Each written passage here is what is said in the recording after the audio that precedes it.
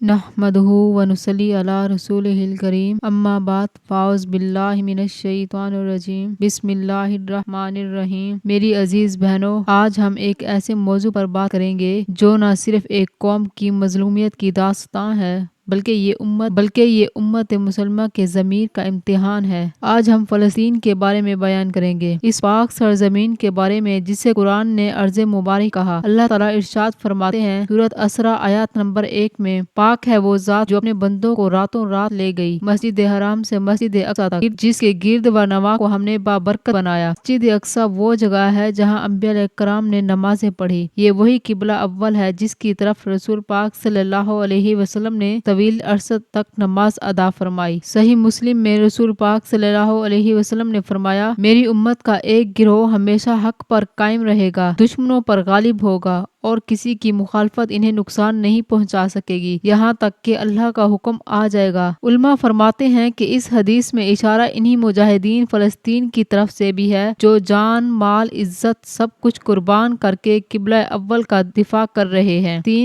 میری عزیز بہنوں، آج فلسطین میں جو کچھ ہو رہا ہے وہ صرف زمین کا تنازع نہیں، یہ ایمان کا امتحان ہے۔ بچے کٹے پڑے ہیں، ماں کی گودیں اجڑ گئی ہیں، مائیں بیٹوں کو دفناتے وقت کہتی ہیں، جا بیٹا رب کے حضور جا سفارش کرنا۔ ان کی امید اللہ ہے، ان کی پکار اللہ ہے، ان کا حارس قرآن ہے، ان کا سہارا صرف رسول پاک صلی اللہ علیہ وسلم ہے۔ سورۃ نساء آیات نمبر 75 میں اللہ تعالیٰ ارشاد فرماتے ہیں، تمہیں کیا ہو گیا ہے کہ تم اللہ کی راہ میں جو ان کمزور مردوں، عورتوں اور بچوں کے حق میں جنگ نہیں کرتے جو ظلم کا شکار ہیں۔ میری عزیز بہنوں، فلسطین صرف فلسطینیوں کی ذمہ داری نہیں، یہ پوری امت کی غیرت کا مسئلہ ہے۔ آج ہم نے صرف دعا، صدقہ اور آواز بلند کرنے تک اپنا کردار ادا نہ کیا تو کل قیامت کے دن ہم سے سوال ہوگا۔ وہ مظلوم بچہ اللہ کے دربار میں ہم سے سوال کرے گا، جب میرا جسم جل رہا تھا تو کہاں تھا؟ تو میری عزیز بہنوں، فلسطین کے مظلوموں کے لیے ہم سب دعائیں کریں، صدقات دیں، بائیکاٹ کریں ان ظالموں کا جو ان مظالم میں شریک ہیں، اور سب سے بڑھ کر اللہ کے حضور جھکیں، گناہوں سے توبہ کریں